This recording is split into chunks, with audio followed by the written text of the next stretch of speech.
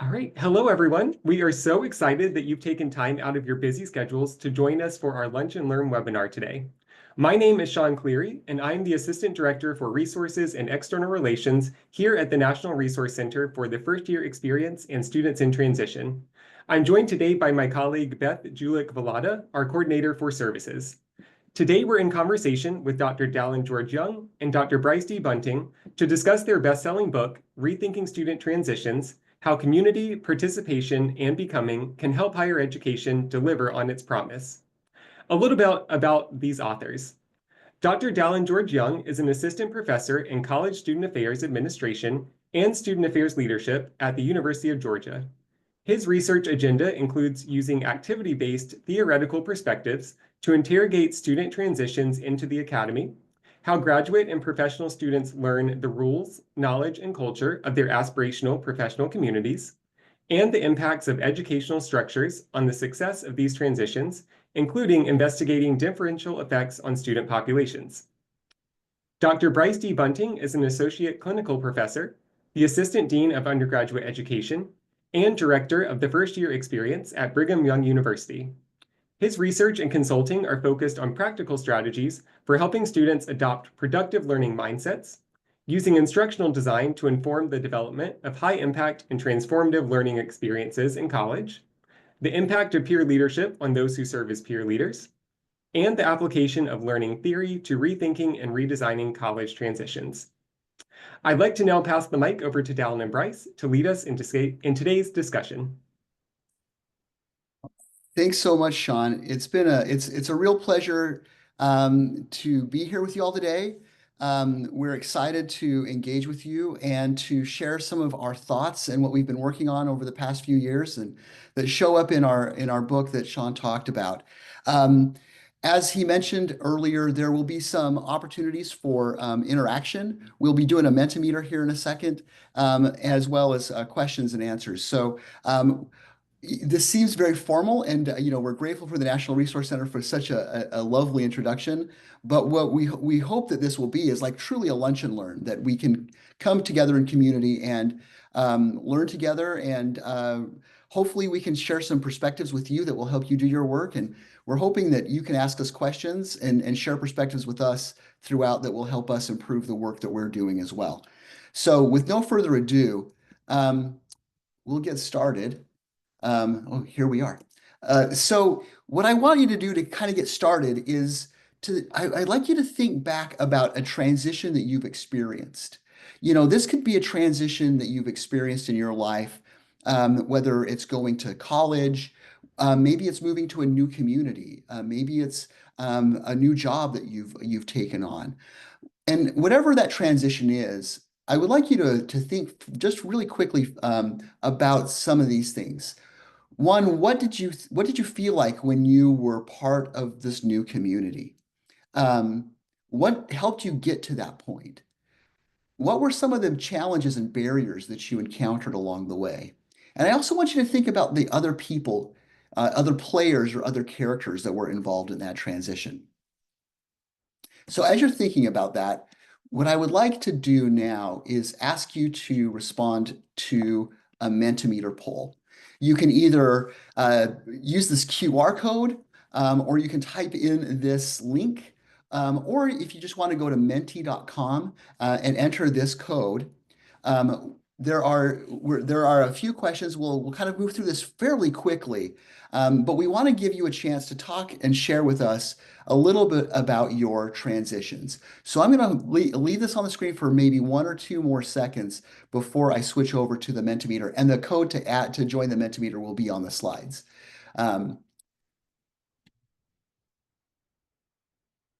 Okay, so let's see.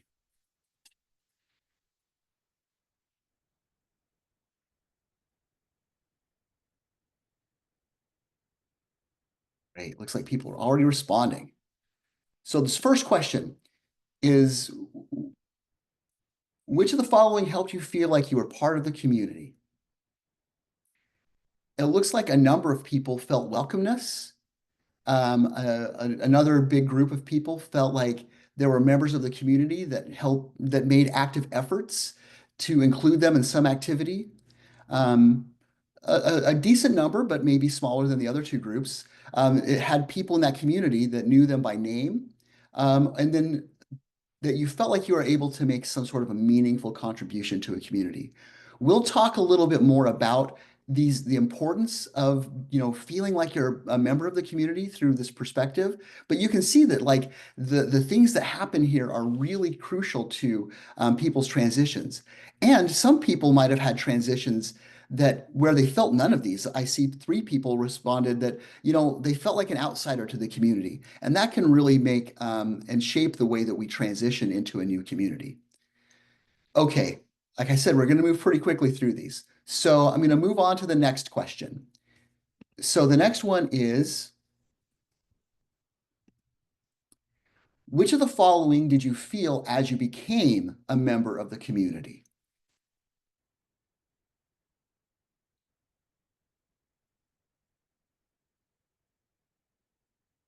And hopefully we can see some of these results come in real time. Okay. Hey, Dallin, we're still seeing the results from the previous question, not the options for the next question. So Cool. Let me see what I can do about that. Thanks. I don't know why. I see.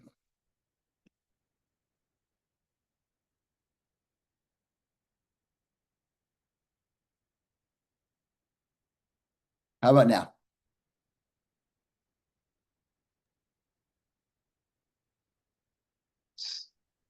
yep, that's working.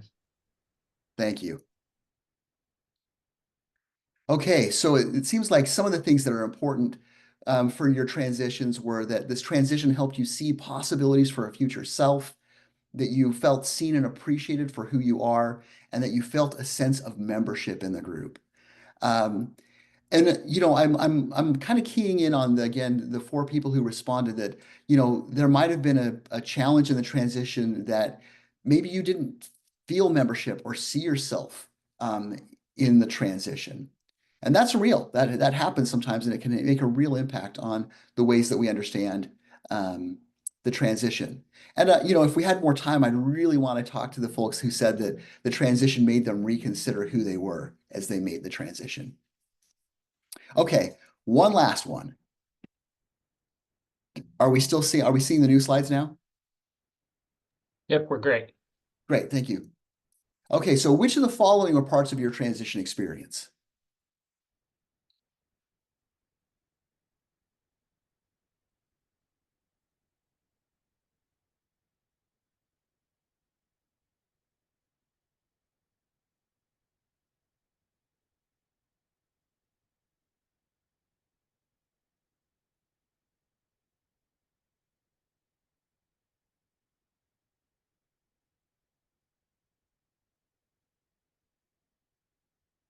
Okay, it looks like connection and engagement, maybe through participation in some activity, engaging with the group that opened the door to ongoing participation in the community.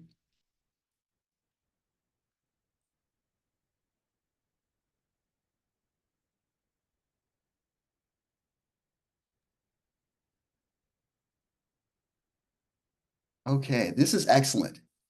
What we're hoping that you can see and what you've been able to do is reflect on the features of your transitions that you've gone through, and that will kind of set us up to think about the kinds of transitions that people experience and the kinds of things that students experience as they transition into higher education.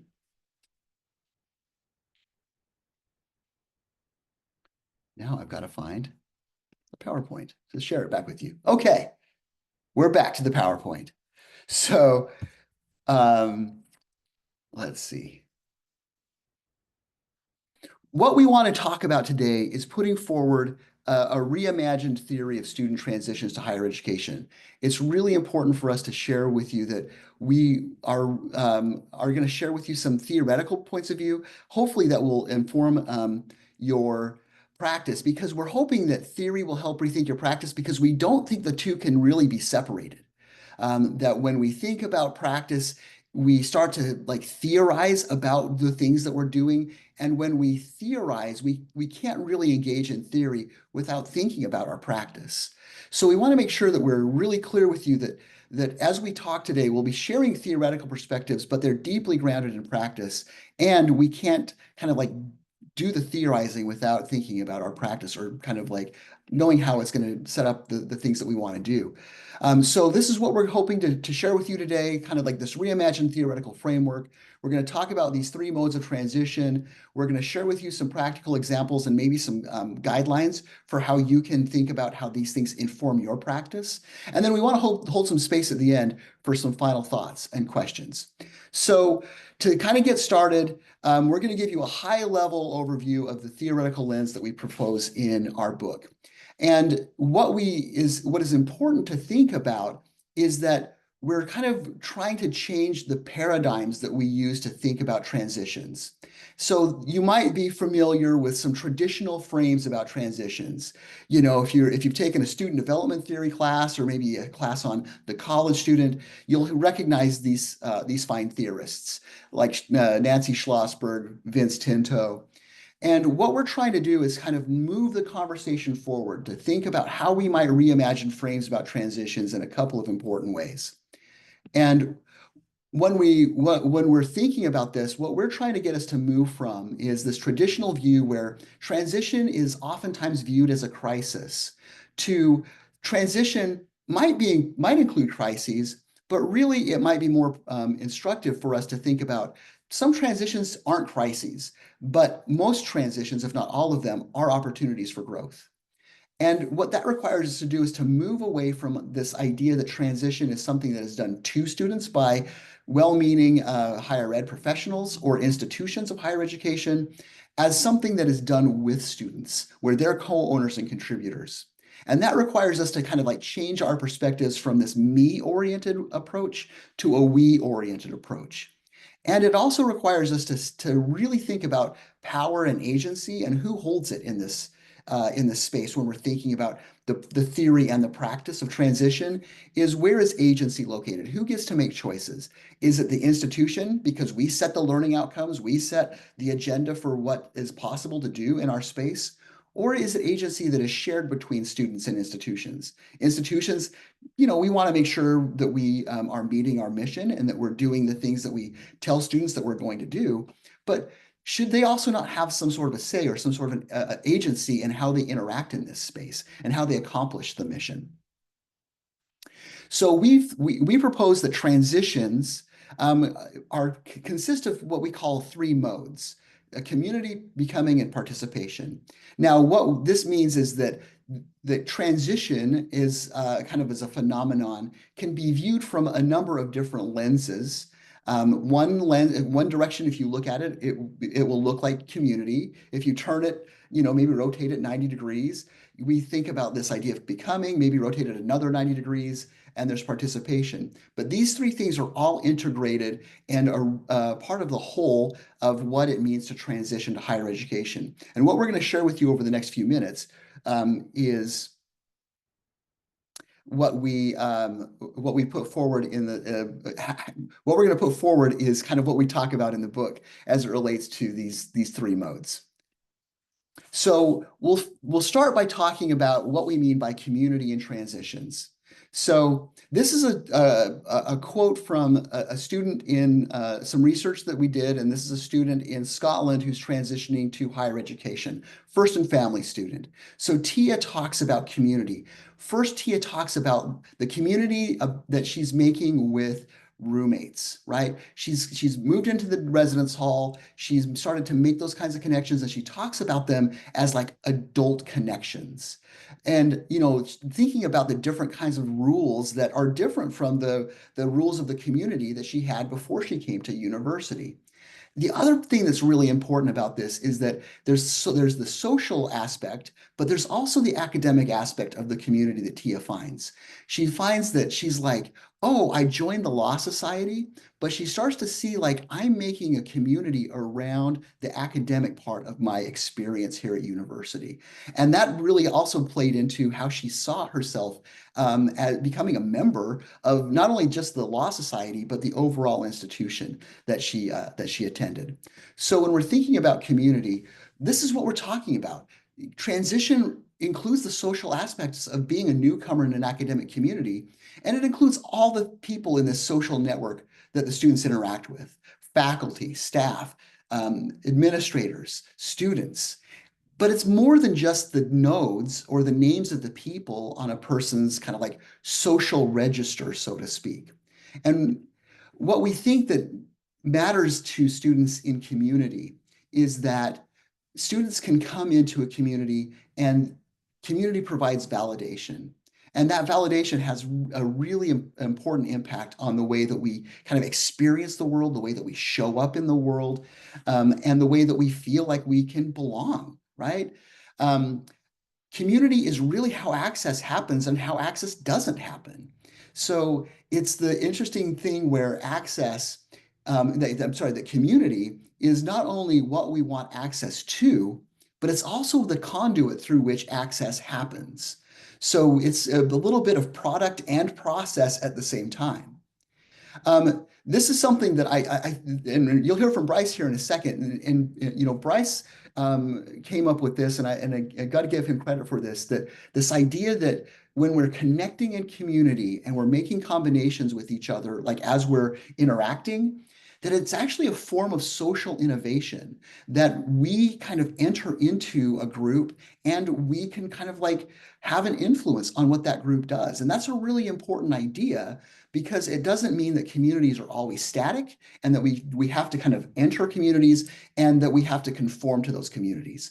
But the kind of community that matters in transitions are the kinds of communities that allow us to make a contribution. They're active, they're participatory, they're interdependent. We rely on each other to really kind of like to deliver on what it really means to have a community. And community happens whether we intentionally create it or not. So the question is, what kind of a community are we going to create when we bring students onto our campuses? Or what kind of communities do we want students to be able to create and contribute to in all of those ways? So really quickly, some takeaways about what we mean when we're talking about community and transitions. Again, that transition represents the entrance into new social environments. And it's really important that we say this clearly, that when we have to structure our social environments, the communities into which we want students to participate and become and belong, is that it represents a multiplicity of student communities and student backgrounds. A student should not need to give up their communities that they held beforehand to become a member of ours. They need to be inclusive and open in those ways. And we do that through communities that are relationship rich, that we see the students for who they are, that we honor them for who they are. And as mentors, as students engage, they can build those relationships and get that validation that I talked about earlier. And then finally, the last thing I'll say about community is that communities that are supportive of transitions focus on authentic features of the community. Like I said before, that has both social and academic aspects. But the reality is that communities have cultures, some for good or for bad, that are connected to historical funds of power and knowledge, and they're connected to the ways that we understand how we can be and how we can know. And so we have to kind of walk this balance or deal with the dialectic of honoring people's forms of and ways of being and knowing, and contributing to the current culture and makeup of our community so that they can, again, be in that kind of a space of social innovation and contribution and shaping the community that they belong to. And as they do that, people feel like they have membership, they have ownership in those communities, and that's a really important aspect of it. So I'm going to turn the time over here to Bryce to talk about the next couple of modes. All right, thanks, Dallin. And thanks everyone for joining us. It's a pleasure to be with you. So like the title of the book, conveys and communicates, and as we've alluded to already, that our goal here today is to, and with the book, more generally, is to invite folks, all of us, as whether we're scholars or practitioners or like live in this theory practice space where we're doing a little bit of both. The invitation is to rethink the way we approach and support and even design experiences that facilitate or kind of support students in transition. So the second lens through which we'll look at this, the second mode, is this idea of becoming in transitions. And so we want to start with a student voice. So this comes from the same Scottish study that Dallin referenced earlier. I'm actually going to read it to you because I want to honor this student's words, and just a couple of things to look for or listen for in Mockingbird's description of her experience are these issues of identity and belonging and how she's grappling with that. I think another thing to look at is the role of time and space in becoming. And then finally, maybe pay really close attention to what becoming feels like for this student. So she says, so I will be different. I'll be a registered nurse, hopefully. I eat, breathe, sleep, nursing, and just live on the nurse TikTok. Like it's just all nurse ads and everything. Everything is just nursing. I'm fully immersed completely, like spiritually. I go to church and I pray about it. That's just me. When I love something, I just fully immerse myself into it, get absorbed, and like completely lose myself. I really hope it suits me well. Yeah, because it's one thing to want something, but does it want you back? I don't know.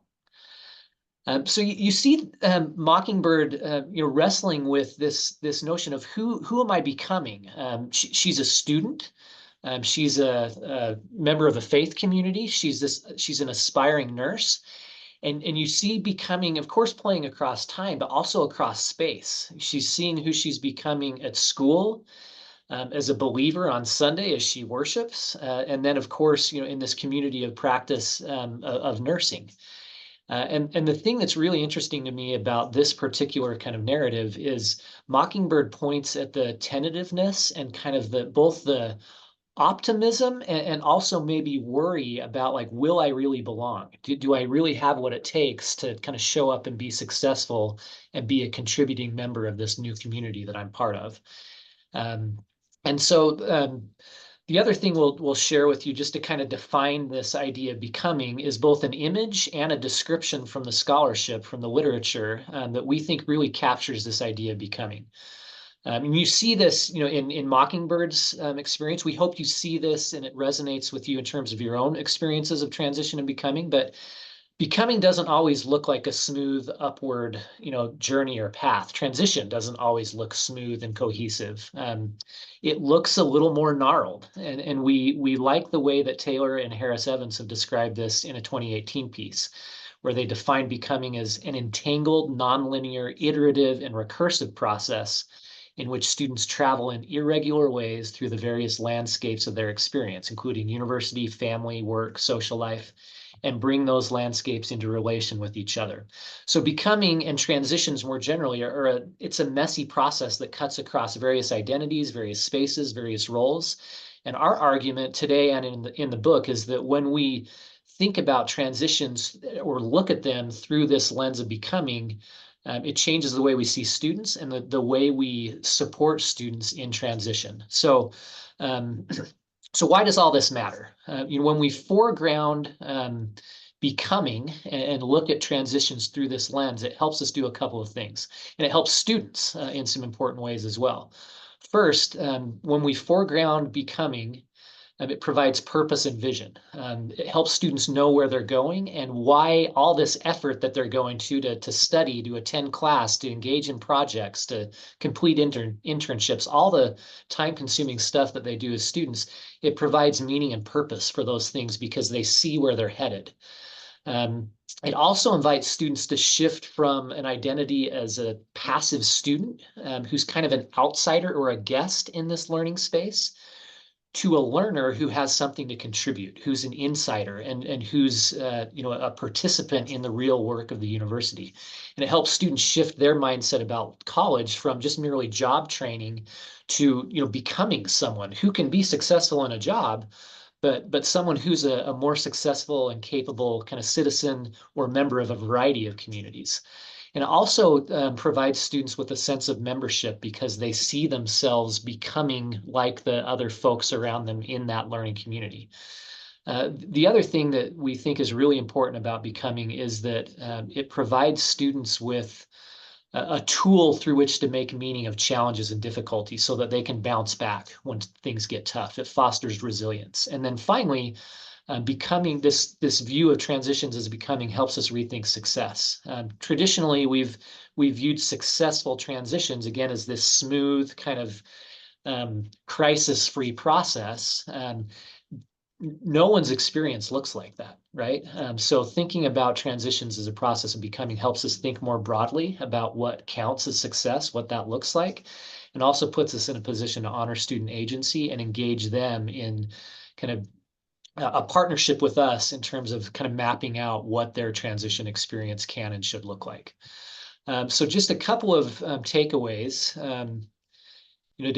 Things to think about as you're considering, what would it look like for me to rethink the way that I support transitions on my campus. First, our invitation is to focus on becoming from the beginning of the experience. This is something that Dallin's pushed my thinking on. Becoming isn't the outcome of transitions, although it's not just an outcome. It's also again, a lens through which we can see the whole experience. So when students have that view of becoming from the beginning, it helps them make different decisions and engage in the process differently. And part of that is providing students with models of becoming, whether that's peer leaders or faculty members or academic advisors, so that they can see a variety of kind of versions of who they could become in their new space. Part of this is also offering opportunities for contribution. So that could be high impact practices, peer leadership opportunities, meaningful student employment roles, and service learning. And then finally, a key component of this focus on becoming is prioritizing time and space for reflection. So engaging students in thinking about questions like, who am I becoming? How am I changing? So kind of looking inward, looking forward, and engaging students in thinking about who is it that I want to become and how do I get there? And then also looking outward to their relationships and their communities. How does my experience here in this new space in higher education, or maybe I'm transitioning into a new academic program or an internship, or maybe I'm transitioning out of higher education. How are those experiences impacting my relationships and the memberships that I hold in the various communities that are kind of part of my milieu? So let's actually shift to participation. So this is the third mode or lens through which we'll examine this phenomenon of transitions. And so I think one thing that's really important for us to do is define what we mean by participation. That's a term that's used often. It's a common term, but when Dallin and I use this term, we mean something very specific. And so what we argue is that the most meaningful forms of participation, those that support becoming and support students in navigating transition successfully, meet these characteristics. Participation should be active. So the focus is not just on acquiring knowledge, but actually knowing and doing and participating in the practices of the community. It should be authentic. So the opportunities to participate should be the sorts of things that like full-blown, bona fide members of the community do. So to use an example, if we have a teaching assistant, in a classroom space, authentic participation would look like inviting that teaching assistant to actually engage in providing instruction in the classroom, actually respond to student work and provide feedback. So the same things that a faculty member would do, but scaffolded to the kind of developmental level of that student. If it's a first-year student, we're not just talking about college and what it looks like to be successful. We're actually engaging the student in things like visiting an academic advisement center, reaching out for help to a teaching assistant, actually practicing this learning strategies that will lead to success in a particular course. So authentic, meaningful practices that kind of count. This participation should also be relational. It should provide students with access to relationships with folks with a variety of levels of experience. So not just peers, but also maybe more advanced peers, so more experienced students or graduate students or faculty members or academic advisors, because the reality is that students need a network of supportive relationships. And one of the most powerful ways for them to establish those relationships are by participating with others in the practices of the community. This participation should also be empowering. It should provide students with a chance to contribute, to actually kind of bring themselves to this new community and offer something and make choices about what their participation looks like. And then finally, it should be directional, kind of open the door for future learning opportunities. So it should set them up for their next thing. So if we're thinking about maybe undergraduate research, that's a really powerful example of participation. What that looks like initially for a student, might be being in a role where they get to observe what's going on in the lab. Maybe they're, recording, data points, something like that, that's meaningful and contributes to the real work of the research project, but that gives them the skill, the ability, the knowledge to do the next kind of thing in terms of that developmental sequence, to take on more responsibility in the lab. And then this kind of goes without saying, but participation should be front loaded. I think gone are the days when we can afford to tell students, wait until your junior or your senior year to have these sorts of experiences. We need to provide students with meaningful participatory opportunities as early in the experience as possible. As far as why this matters, participation, when kind of facilitated in the ways that we've described, allows us to get at the sorts of outcomes that we all want. Not only do students develop the knowledge and skill that they need to be successful as they participate in meaningful ways, but they also get familiar with the community because they learn the rules, they become familiar with the resources and the expectations of the community in a real, authentic way as they participate. It provides access to relationships and community, like we've talked about, which can be a really important safety net for students as they're transitioning, through new experiences, because things will be hard. We know that challenges are an inherent part of transitions. If that safety net is in place, students are much more likely to reach out, ask for help, access resources. And then finally, these sorts of participatory opportunities, again, invite students to shift from this role as like a guest or an outsider on your campus to really, kind of working alongside you and others in the real kind of authentic work of the institution. So it moves them from the margins to kind of more central participants in the learning community. So these experiences are powerful for any student, but maybe particularly for students who historically have been excluded, underrepresented, or marginalized on your campuses. And so to kind of bring this all together, we want to point back to this idea that you've probably noticed as we've discussed each of these three modes, it's really difficult to talk about one without kind of pointing to the others. So these are very interrelated, but we kind of present them kind of individually and one by one, again, like Dallin said, to provide a new lens through which to kind of rethink this phenomenon of transitions. And maybe like to get down to brass tacks and pragmatics, our argument is that each of these three modes, when approached thoughtfully, can help us make different decisions about how we support students in transition and about how we design programs, how we design initiatives, how we design experiences and environments that put students in the best position to become who they want to become and who we want them to become.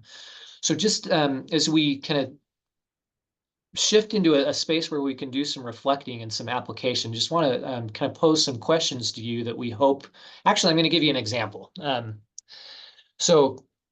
We've, on my campus, Brigham Young University, we've recently been looking at how we can redesign the new student orientation experience. And one of the things that we wanted to do more effectively was engage students with academic departments and colleges in more meaningful ways.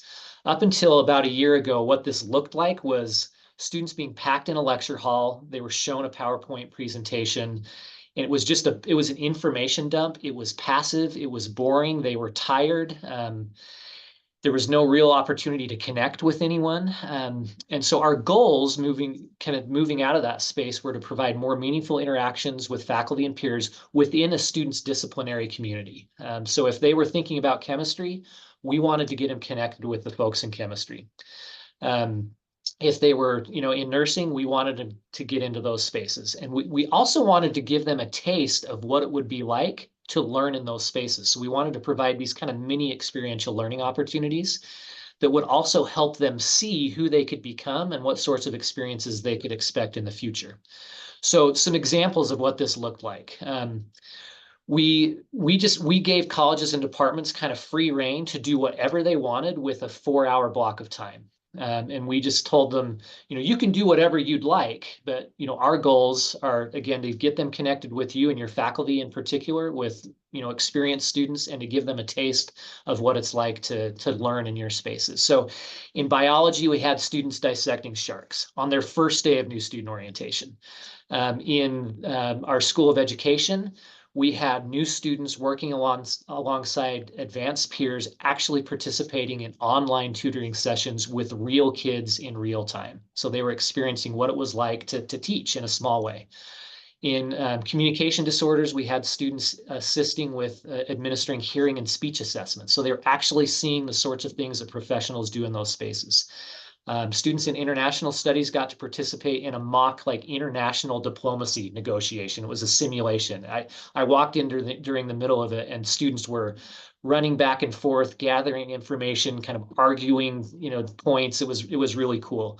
Our chemistry department engaged students in actually kind of participating in and creating an interactive chemistry magic show, complete with flames. We didn't tell risk management.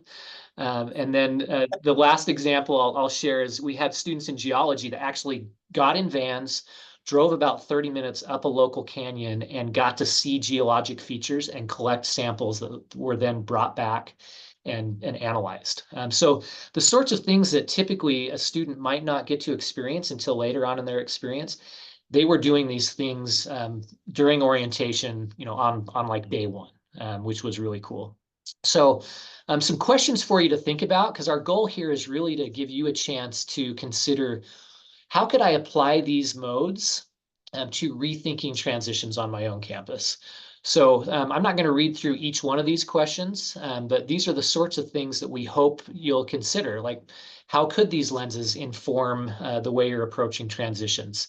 What sorts of participatory opportunities are you providing, and who are those opportunities connecting your students with? And then maybe most importantly, who has access to these experiences on your campus? Certainly these things are already happening, but when you look at who actually participates, who are those students, who's excluded, and when do these opportunities come up in kind of the student lifespan? So I'm going to kick it back to Dallin. We're going to do a bit of reflecting, and then we're happy to answer some questions. Thanks, Bryce. So what I'd like you to do, to kind of kick this off, and also to get you to think about how you might engage with us in a conversation, is I would like you to think for 1 minute about how do these ideas invite you to rethink your practice. And I'll go back to the slide that Bryce just prepared. But what I'd like you to do is and I'm going to set a timer, and after 1 minute, I'll ask you to start to put these in the Q&A or through the chat. And think about what questions you might have and would like to discuss with us and with the rest of the community. So I'm going to put these questions back up to maybe help guide your thinking. And I start the timer now.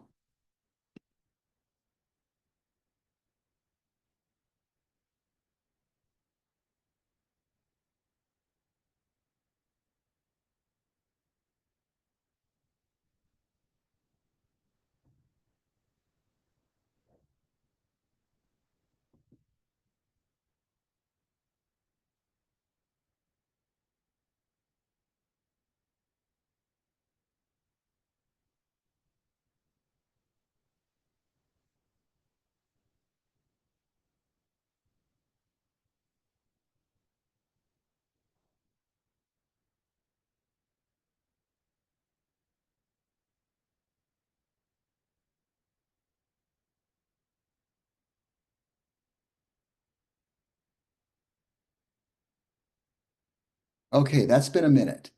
So feel free to put stuff in the Q&A. We'd like to hear from you if you feel so inclined. But we'd like to engage in a conversation with you for the next few minutes. Dallin and Bryce, thank you so much for such a wonderful discussion.